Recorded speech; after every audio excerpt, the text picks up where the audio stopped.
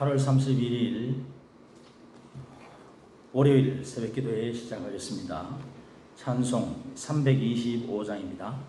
325장 예수가 함께 계시니 예수가 함께 계시니 시험이 오나 겁없네. 기쁨의 근원 되시는 예수를 위해 삽시다.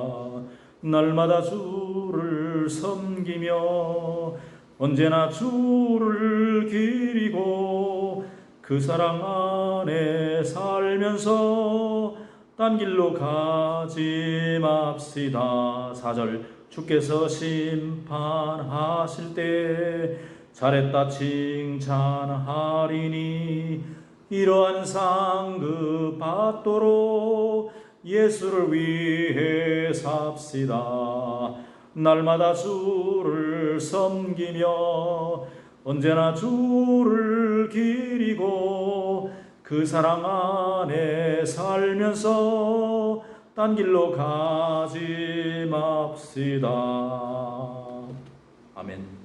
하나님 말씀 오늘은 예레미야 1장입니다. 예레미야서 1장 1절부터 3절 말씀까지 먼저 제가 봉독합니다. 예레미야 1장입니다. 베냐민 땅 아나돗의 제사장들 중 hil기야의 아들 예레미야의 말이니라. 아몬의 아들 유다왕 요시야가 다스린 지 13년에 여호와의 말씀이 예레미야에게 임하였고 요시야의 아들 유다왕 여호야김 시대부터 요시야의 아들 유다왕 시드기야의 11년 말까지 곧 5월에 예루살렘이 사로잡혀 가기까지 임하니라. 11절 말씀을 봅니다. 11절입니다. 여호와의 말씀이 또 내게 임하니라. 이르시되 예레미야야 내가 무엇을 보느냐 하시매 내가 대답하되 내가 살구나무 가지를 보나이다. 13절입니다. 여호와의 말씀이 다시 내게 임하니라. 이르시되 내가 무엇을 보느냐 대답하되 끓는 가마를 보나이다. 그 윗면이 북에서부터 기울어졌나이다 하니 여호와께서 내게 이르시되 재앙이 북방에서 일어나 이 땅의 모든 주민들에게 부어지리라. 아멘. 할렐루야. 오늘 또 주 안에서 아름다운 한날이 되길 바랍니다. 그리고 오늘 8월 31일입니다. 8월 마지막을 잘 보내고 새로운 한 달을 잘 준비하는 하루가 되기를 바랍니다. 오늘부터 예레미야서를 묵상하게 되는데 이 예레미야서는 오늘 말씀 그대로 예레미야가 기록한 책입니다. 예레미야는 BC 627년부터 586년 정도까지 이렇게 예언 활동을 한 예언자로 추정하고 있습니다. 오늘 여기 말씀에 마지막에 보니까 시드기야 이 3절에 그렇죠? 시드기야의 11년 말까지 이때는 바로 예루살렘이 함락되던 때입니다. 그때까지 예언 활동을 했다 하는 것을 알 수 있습니다.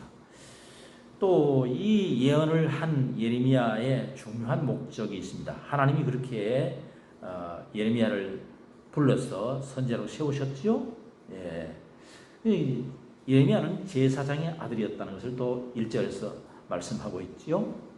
특별히 예레미야를 제사장의 아들이지만 선지자로 세운 중요한 목적이 있습니다. 다급한 상황에서 예레미야를 불렀다는 것입니다. 다가올 심판, 재앙을 선포하게 하기 위해서, 그래서 그들이 회개할 수 있도록 하기 위해서 했고요. 또 예레미야서 31장 33절을 보면은 새 언약을 선포하시는 하나님과 유다 백성들에게 새로운 언약을 주시며 새로운 백성이 되게 하시려고 하셨던 것입니다. 당신은 유다를 괴롭히던 아수르가 쇠약해지고 결국은 망하지요. 신흥강국 바벨론에게 망하고 바벨론이 점점점 강국이 되어가지고 유다와 애굽을 점령하려는 대격변기였습니다. 예레미야는 이때 하나님의 부름을 받아서 유다의 마지막 평화기인 요시야 시대로부터 예언을 시작해서 조국의 멸망까지를 다 보게 되는 그런 참 어찌 보면 불운의 선지자였다. 그렇게 볼 수 있습니다. 예레미야를 우리가 흔히 일컬어서 눈물의 선지자라고 그러죠. 예, 요시야 때는 참 좋았는데 점점 갈수록 국운이 기울여서 나중에는 망하잖아요. 망하는 조국을 바라보면서 눈물로 세월을 보냈다. 눈물로 기도했다. 그런 얘기죠. 자, 1장에서 하나님은 예레미야에게 두 가지 환상을 보여주십니다. 그 첫 번째 환상이 뭐냐? 살구나무였습니다. 11절 보실까요? 11절 여호와의 말씀이 또 내게 임하니라 이르시되 예레미야야 내가 무엇을 보느냐? 예레미야는 살구나무 가지를 봅니다. 그랬습니다. 살구나무는 샤케드라는 말인데 지켜본다 그런 뜻이에요. 그러니까 하나님의 말씀이 이루어지는 것을 지켜본다 그런 뜻입니다. 왜 살구나무 가지를 보여주실까요? 예, 팔레스틴 지방에서 살구나무는 우리나라의 매화처럼 벚꽃처럼 아직 추운 겨울인데 흰 꽃을 피우면서 봄을 예고해주는 그런 나무입니다. 살구나무만 오직 생명력을 자랑하면서 일찍 아름다운 꽃을 피우면서 봄을 예고해 주는 것입니다. 그래서 이 불운하는 가운데서도 살구나무 가지를 보여주신 것은 장래에 봄 기운이 오고 있다는 희망을 보여준다. 그렇게 말할 수 있습니다. 두 번째 환상이 뭐냐 보니까 13절에 나오는데 보니까 끓는 가마를 보았다. 펄펄 끓는 가마를 보았는데 북쪽에서 가마가 걸려있는데 이 물이 끓으면서 기름이 끓는지 물이 끓는지 하여튼 걸 끓으면서 남쪽으로 이렇게 기울어지더라는 거예요. 야, 어쩌면 이 말씀은 꼭 우리나라 같죠? 북쪽에서 끓는 가마가 남쪽으로 기울어 있다. 그렇게도 볼 수 있지 않습니까? 하여튼 그런 끓는 가마를 보았다는 겁니다. 무슨 얘기입니까? 북쪽의 바벨론이 끓는 가마였다는 겁니다. 네? 그 끓는 가마가 기울어져서 남쪽으로 기울어지니까 그 뜨거운 물이 어디로 내려옵니까? 남쪽 유다로 내려온다는 거죠. 그러니까 상당한 그 비극적인 종말, 재앙을 말씀해 주고 있는 것을 볼 수 있습니다. 그러니까 이 끓는 가마가 넘어지면 물이 쏟아지면 유다가 남을 길이 없습니다. 신흥강국 바벨론에게 망할 수밖에 없다 하는 것을 보여주는 것이죠. 자, 오늘 14절 15절에 보면 북방의 나라 족속을 불러서 예루살렘과 모든 유다 성읍들을 칠 것을 말씀하시는데 왜 그렇게 하십니까? 그 이유가 16절에 나와 있습니다. 자, 16절을 제가 보겠습니다. 무리가 나를 버리고 다른 신들에게 분향하며 자기 손으로 만든 것들에 절하였은즉 내가 나의 심판을 그들에게 선고하여 그들의 모든 죄악을 징계하리라. 그러니까 왜 그렇게 끓는 가마가 이렇게 남쪽으로 쏟아졌느냐? 그 이유는 이스라엘의 죄악이었다. 그 죄악이 뭡니까? 우상을 섬겨 하나님을 버리고 우상을 섬기고 다른 신들을 섬겼다는 거예요. 이제 앞으로 2장 3장에 계속 그 말씀이 나옵니다. 이스라엘은 하나님을 섬기는 민족인데 하나님을 버리고 이방신을 섬기고 우상을 섬겼다는 겁니다. 그래서 하나님께서 재앙을 내리시고 심판하시겠다 하는 것을 말씀하고 있습니다. 여러분, 우리 민족도 생각해 봅시다. 우리 민족이 일제 36년 지나고 해방되었죠? 얼마나 좋았습니까? 그런데 정신 못 차리고 그러다가 그만 6.25 전쟁을 맞이해서 큰일 날 뻔했잖아요. 나라 전체가 다 완전히 그냥 멸망당할 뻔했습니다. 근데 그 원인은 여러 가지 얘기하고 있죠. 세계 정세, 미소 강대국의 갈등, 틈새를 이용한 북한의 남침 이런 얘기를 합니다만 사실은요. 우리 민족의 큰 죄악은요. 교회의 죄악이에요. 뭐냐? 일제 때 신사참배한 죄악이고 또 교계 지도자들이 회개하지 않았습니다. 신사참배를 반대하다가 투옥된 주기철 목사님을 오히려 제명시켜 버렸어요. 이런 일이 어디 있습니까 정말? 이야, 이런 악행을 저질렀습니다. 또 그리고 해방 후에도요. 신사참배한 사람과 신사참배하지 않은 사람 이런 교계 지도자들이 갈등이 일어나서 서로 막 싸우는 거예요. 한쪽에는 용서 못 해주고 한쪽에는 또 깨끗하게 또 회개하지도 않고 막 이래가지고 정말 참 곤란했습니다. 이러한 참 분쟁, 혼란 이런 것이 5년 동안 계속됐는데 드디어 6.25 전쟁이 터진 것입니다. 참 비극이죠. 순교자 손영환 목사님은 6.25 전쟁의 원인을 영적 시각으로 다음과 같이 말했습니다. 4가지 기독교의 죄악을 가지고 특별히 강조했습니다. 첫째는 국가 지도자가 지은 죄가 있다. 정치 지도자, 두 번째 민족 지도자가 지은 죄, 그리고 미군정의 잘못된 정책. 이까지는 다 정치적인 이야기죠. 그런데 네 번째 뭡니까? 기독교의 죄악이라는 거예요. 기독교의 죄악. 뭡니까? 교회가 기도하지 아니하고 우상 숭배하고 의인을 몰아내고 또 목사님들의 어떤 갈등, 변질, 싸움, 분쟁, 성도들의 타락, 노회와 총회의 분쟁, 이런 것들이 죄악이 되었습니다.